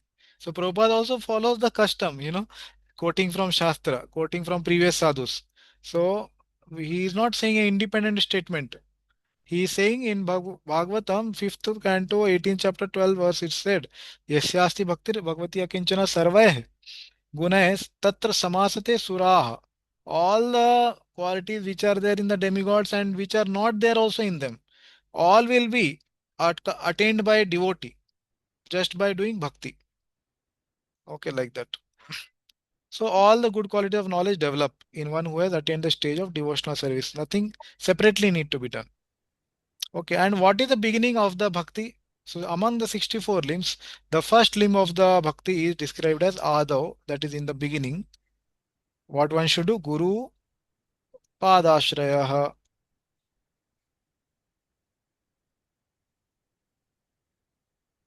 Adav Guru Padashraya.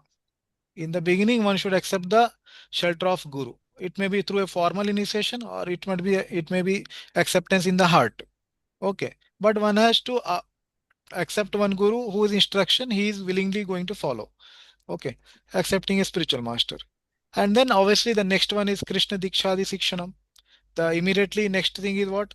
That Krishna Dikshadi Sikshanam, accepting Diksha as well as Siksha from that person, or it may be another person also. So like that, the transcendental life begins. Why is Prabhupada saying about this Guru Padashraya and all? Because there is one word also came in the shloka, if you noticed, that sixth item, Acharya Upasanam. Okay, that is actually the beginning of the bhakti. Okay. Yeah, somebody else can read. Uh, we'll take questions at the end of the purport. Those who have not read. Uh, Actually, some devotees are, I don't know whether they are available. Hare Krishna Guruji. Ashutosh Prabhu, Ashutosh Shankarshan Prabhu. There, I think from since beginning his video is off. yes, Harindra Prabhuji, he Prabhu. informed me he has Okay, some yeah. issues with video. Okay, no problem. Anybody else who has not read? Hare Krishna. I will read, Prabhu. Yes, please read. As for the knowledge outlined here, the items may be analyzed as follows. Humility means that one should not be anxious to have the satisfaction of being honored by others. The material conception of life makes us very eager to receive the honor from others. But from the point of view of a man in the perfect knowledge, who knows that he is not this body, anything, honor or dishonor pertaining to this body is useless. One should not be hankering after this material deception. Yeah, so now Prabhupada is explaining one by one each process of knowledge. So first one is humility. Okay. So this is what he is amanitvam. He is starting to describe. And the definition of humility, which is very famous, which we have heard many times, what it means is one should not be anxious to have the satisfaction of being honored by others. Okay. So one should not be anxious to be satisfied with the honor of others like that. This is called humility. Yeah. Okay. Yes. Continue. People are very anxious to be famous for their religion, and consequently, sometimes it is found that without understanding the principles of religion, one enters into some group which is not actually following religious principles and then wants to advertise himself as a religious mentor. As for actual advancement in spiritual science, one should have a taste to see how far he is progressing. He can judge by these atoms. Non-violence is generally taken to mean not killing or destroying the body, but actually non-violence means not to put others into distress. Yeah. So this is third item, non-violence. Prabhupada is explaining. Okay. So one very important point now here Prabhupada has told about this self-evaluation.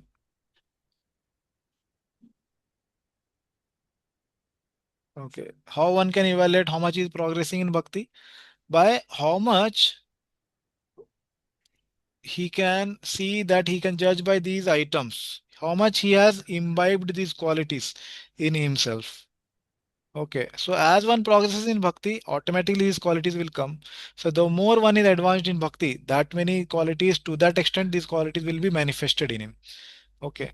So it is by this we can judge how much one is advanced in bhakti. Okay. Like that.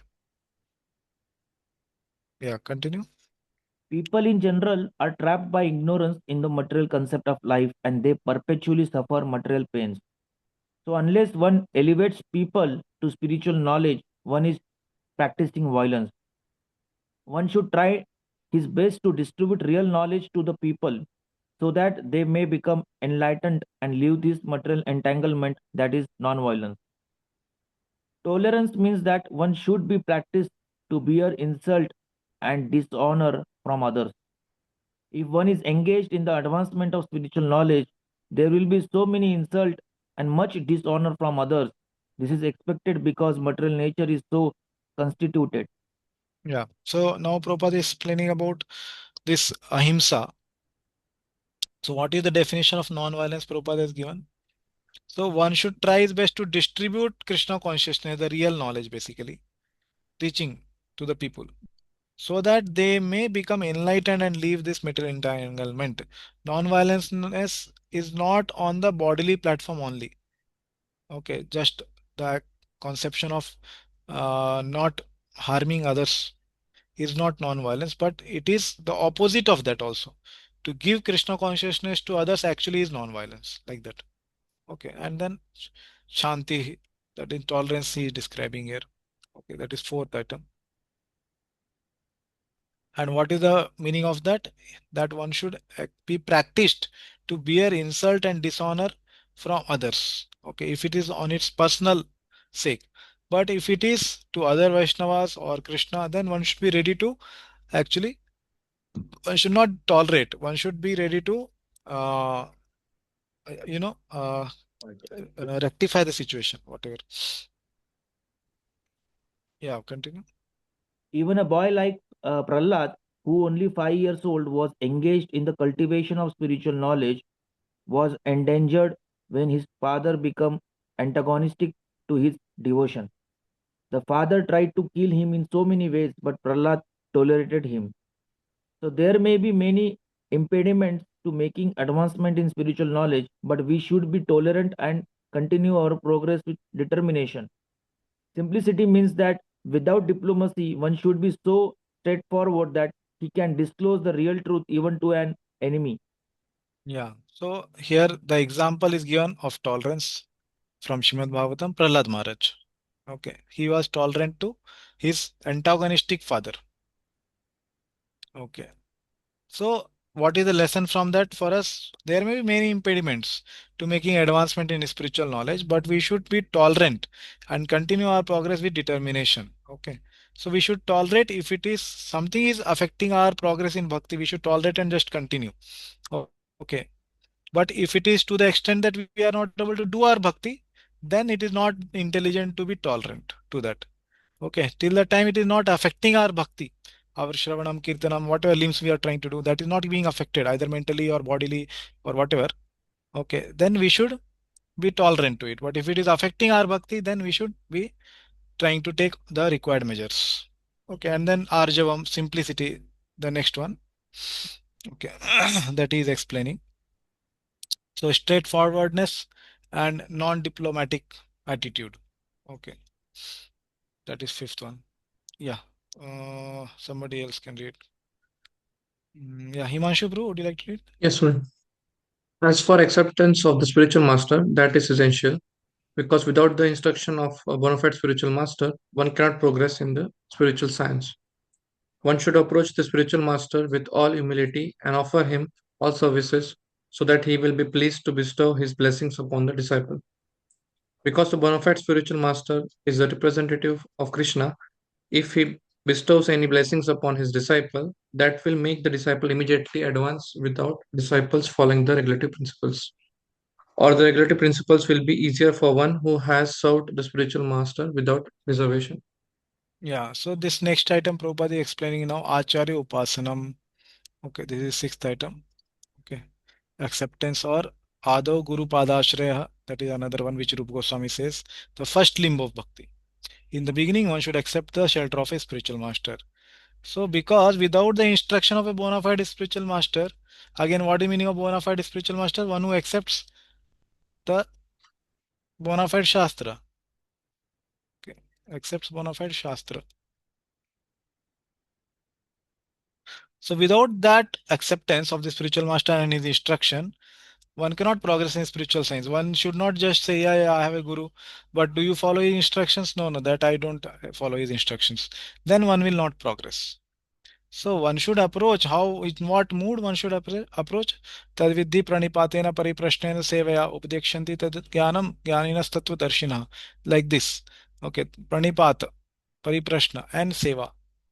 Okay, with all humility. And offer him seva, services, so that he will be pleased to bestow his blessings upon the disciple. Okay.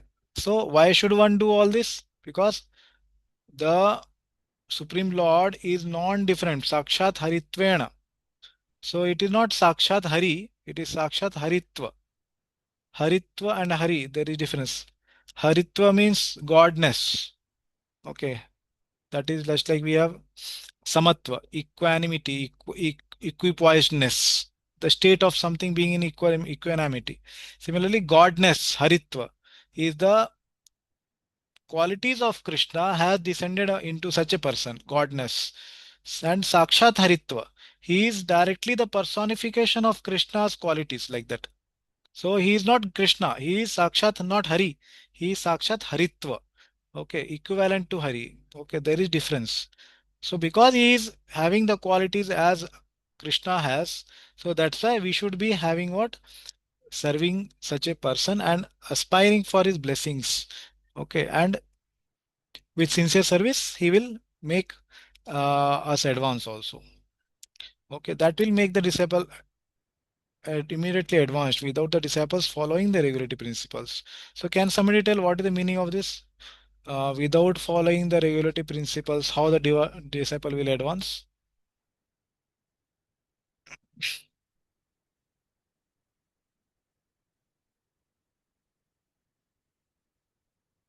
Is it Prabhupada is saying that following the regular principles is not necessary now?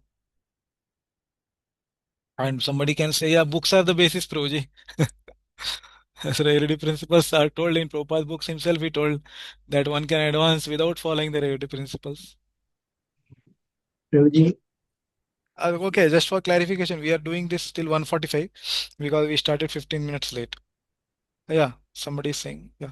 Prabhuji, Prabhupada is saying if he bestows his blessings upon his disciple, so which means kripa. So with kripa siddhi, he may not need to go through the entire process of Vedi sadhana bhakti. Like that is one understanding. That the sadhana bhakti he may not, like one way is to do the sadhana, follow the rules, regulation, and then achieve the Krishna prema. But with the instruction kripa siddhi, he may come directly to the platform, and he will be following rules and regulation, but that process can be made easy. Is what I So easy means what? like. You mean that this Quick, is easy fast, part? fast. Fast means what? He will, in the initial, he will follow regulatory principles or not? Regulations he will follow. Then for whom this is? This is in the case of Kripa Siddhi, this he will follow regulatory principles or what? Like obviously we have example of Sukdev Goswami. So he's told, okay, he was restored mercy by Vyasadeva and he also did not have a guru. Okay, so that is case of Kripa Siddhi. But we are discussing here developing qualities and accepting spiritual masters is the process of sadhana bhakti, sadhana siddhi. Okay, so in that case, how to understand this statement?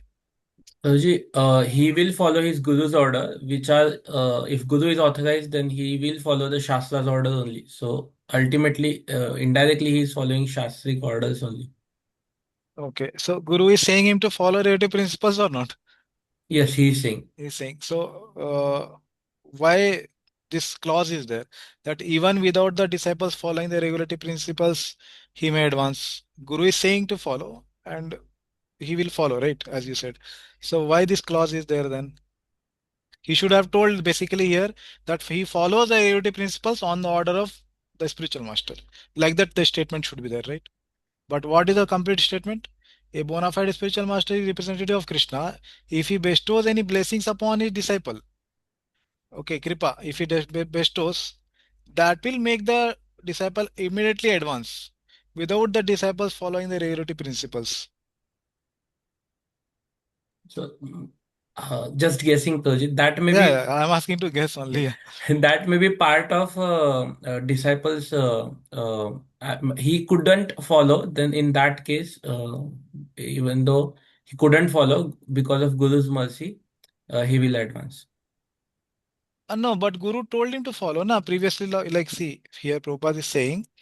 So one accepts the spiritual master, and without the instruction of a bona fide spiritual master, one cannot progress. And is it not a instruction of spiritual master to follow four regulative principles? It is the instruction, correct? So when he follows that instruction, he will. That is one of the instruction, obviously. But you are saying, okay, there may be a case somebody is not able to follow like that. But whether he will get mercy in that state if he's not following the instruction?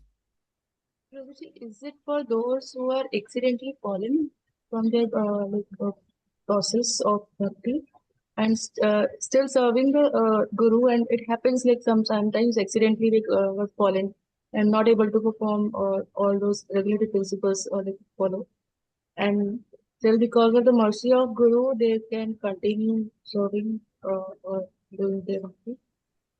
Yeah, This is good. accidental thing is not mentioned here, and as such,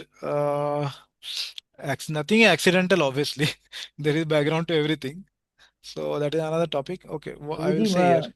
Yeah, for my understanding, as per my understanding, suppose there is a spiritual detour because he is not able to follow the regulative principle, but by the mercy of Guru, he will again come back to a devotional path. So like that, I was Okay. thinking. Yeah, but here already Prabhupada said, na, he immediately advanced. He is not taking detour. He is immediately advanced without the disciples following the relative principles. Okay, and another sentence is saying, or the relative principles will be easier for one who has served the spiritual master without reservation. So what is the meaning of this relative principle will become easier? It will not be a tapasya for him because he is See, already advanced. yeah, see, there are many people in the material world outside Krishna consciousness who are following relative principles without having any problem. No eating, sleeping. Oh, sorry, no, they are not relative principles. Okay, the four relative principles which we say no meat eating, okay, no gambling. They are doing it unknowingly, unconsciously, okay, and they don't have any struggle in doing it. Okay, so what is the meaning of this? Okay, let's see ahead what Prabhupada has told here. Anything? No. Next topic he starts cleanliness, Saucham. Okay, so anybody else want to say anything in this? Prabhuji, is it Okay, I like will say without here. putting Yeah, any yeah, yeah. efforts? Gayatri. Yes, Prabhuji, Mataji. is it like without putting any efforts, like because of the mercy, it will be like habitual, like Sorry, tell again. because of the mercy of the spiritual master, for a disciple, for a disciple, it will be like effortless. Without putting any effort, he can do it. Like Without putting any effort. Okay, that is actually this part which you are saying. By Guru's mercy, it will become easier. He will automatically easily follow. Basically, he will not have that struggle of following. Okay, so what I understood actually from this is, see, Prabhupada is using the word regulative principles, and when you study NOD, actually he uses this word in exchange with the word Vaidhi Sadhan Bhakti actually. Okay, in that book, always, whenever he has to translate this, almost most of the time, Prabhupada translates this Vaidhi Sadhana as regulative principles, regulated bhakti, regulative bhakti. Okay. So what actually Prabhupada is trying to tell in my understanding is, so disciple following all the rules and regulations, in the sense not the four regulative principles here. Okay, he has translated that Vaidhi sadhana in these words, regulative principles, which we I understand as four regulative principles. So here the understanding which Prabhupada is giving, and that is more logical also, because Prabhupada will speak in NOD, that how actually one can attain, obviously as we know, Vrindavan or Golok Vrindavan only by Raganuga Sadhan Bhakti. Okay, and that will come by the mercy of Guru or the blessings of a Guru only, and that is obviously performed at a advanced stage. Okay, so even without the person going through the Vaidhi Sadhan Bhakti, he can advance to the stage of Raganuga Sadhan Bhakti, where he can attain his goal. Okay, that is what I understood here. Okay. Okay, let's continue. Yeah, somebody else want to read? Who was reading actually? I forgot. Yes, Raja, I was ready. Yes, yes. Okay. One more you can read, yeah. Cleanliness is essential for making advancement in spiritual life. There are two kinds of cleanliness, external and internal. External cleanliness means taking a bath, but for internal cleanliness, one has to think of Krishna always and chant Hare Krishna, Krishna Krishna, Hare Hare, Hare Ram, Ram Ram, Hare Hare. This process cleans the accumulated dust of past karma from the mind. Steadiness means that one should be very determined to make progress in spiritual life. Without such determination, one cannot make tangible progress. Yeah. Yeah, continue. And self control means that one should not accept anything which is detrimental to the path of spiritual progress. One should become accustomed to this and reject anything which is against the path of spiritual progress. This is real renunciation. The senses are so strong that they are always anxious to have sense gratification. One should not cater to these demands, which are not necessary. The senses should only be gratified to keep the body fit so that one can discharge his duty in advancing in spiritual life. The most important and the uncontrollable sense is the tongue.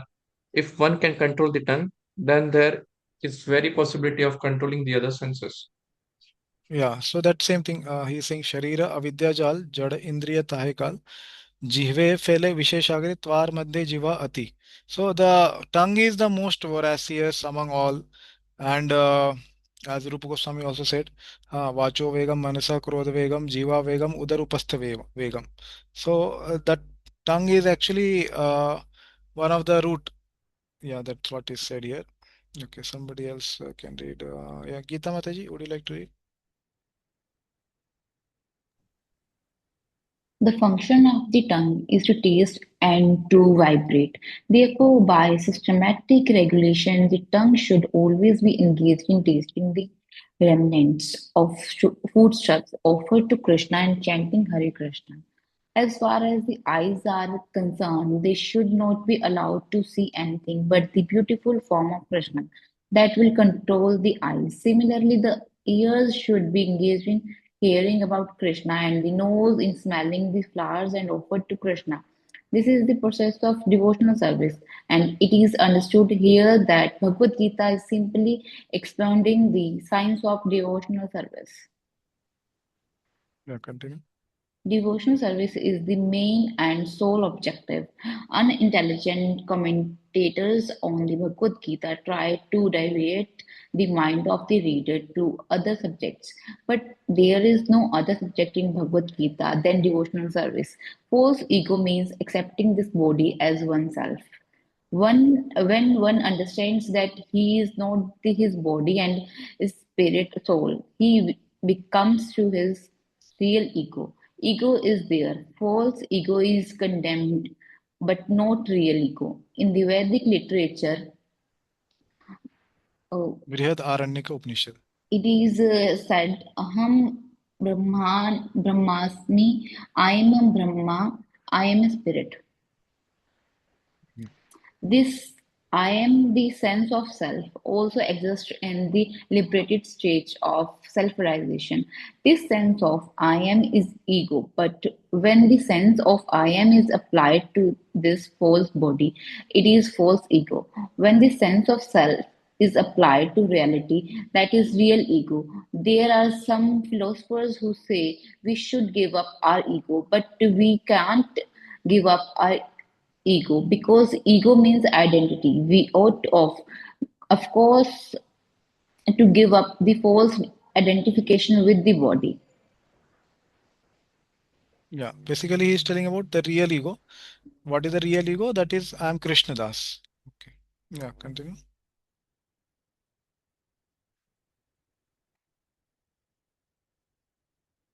Yeah, continue reading.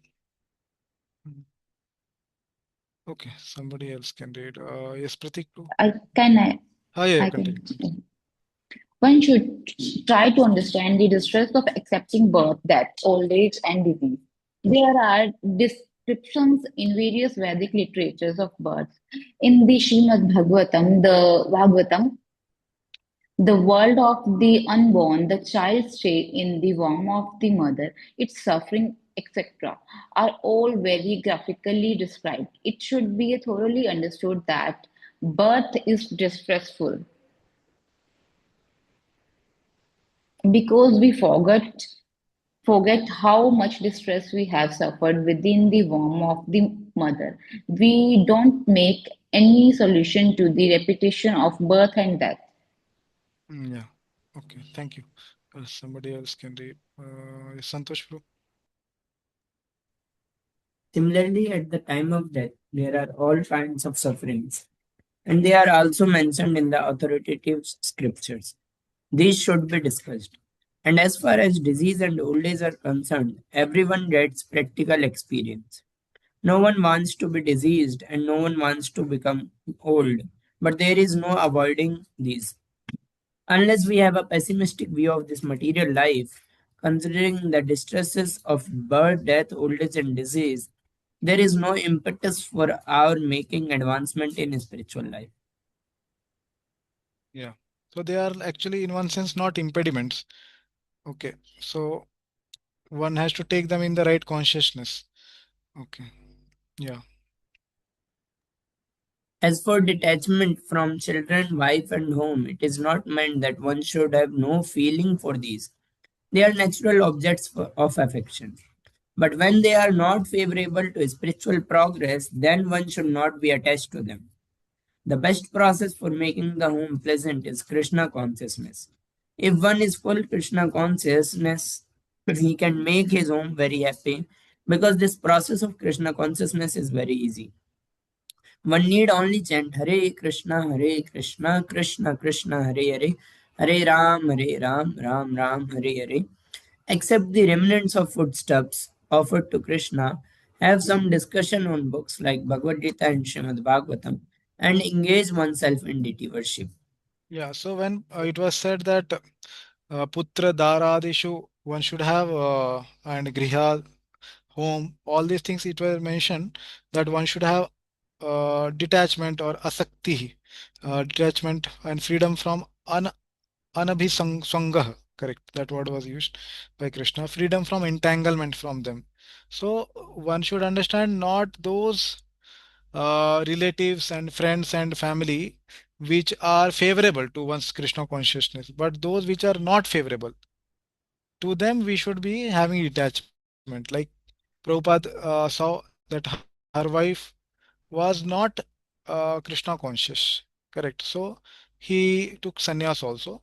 So that is one example which we have. So like that, we have so many examples. So one should not consider that a family in which we may have a devotee as a wife or parents or son or children, anybody, they are not impediments. And to have affection and emotions for them is natural. Okay, so that's what Prabhupada is saying here, right? They are natural objects of affection. So even Arjuna, he was crying when his son Abhimanyu was killed. So somebody may say, Arey, he is so Krishna conscious, he is Nitya Siddha. Why is he crying for his son? No, because that son, he understood to be in the consciousness that I am serving my son because that responsibility is given to me by Krishna to fulfill that responsibility as a family member, as a father or as a mother or as a son, so like that. Okay, so they are natural objects of affection. So, so here I would like to show one verse from the 10th canto, okay, which says that how actually if the family members are actually Krishna conscious, then one should understand that they are actually favorable to bhakti. Okay. Tavad ragadayastena tavad kara griham griham. Okay. So,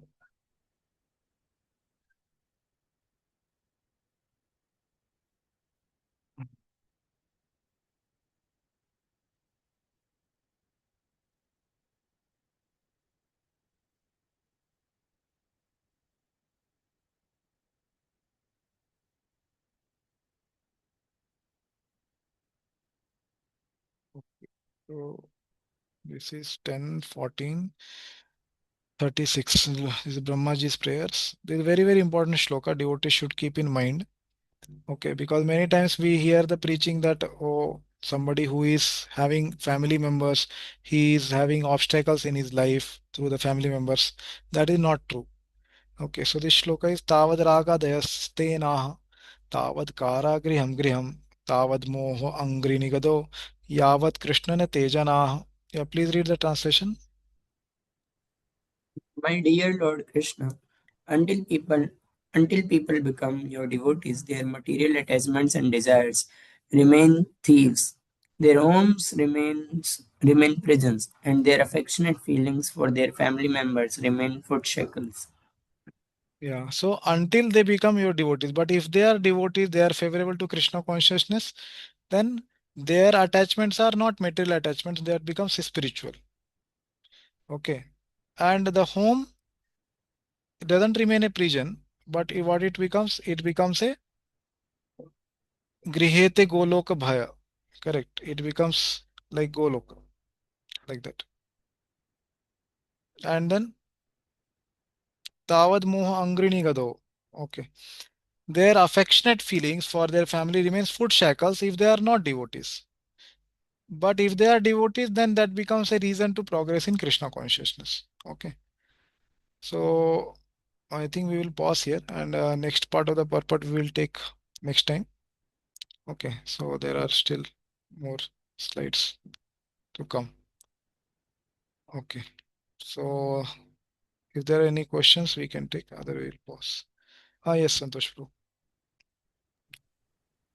Hare Krishna, Prabhuji. Prabhuji, there one paragraph came about ego, false ego and real ego. So, what is, and we also say that mind, intelligence, and ego, false ego basically, the constituents of the subtle body. And we read that false ego is to identify oneself with the body. So, this subtle body of the false ego and the ego that we are talking about, are they same? That is first question. Yeah, they are same in the sense that one is perverted reflection of the other.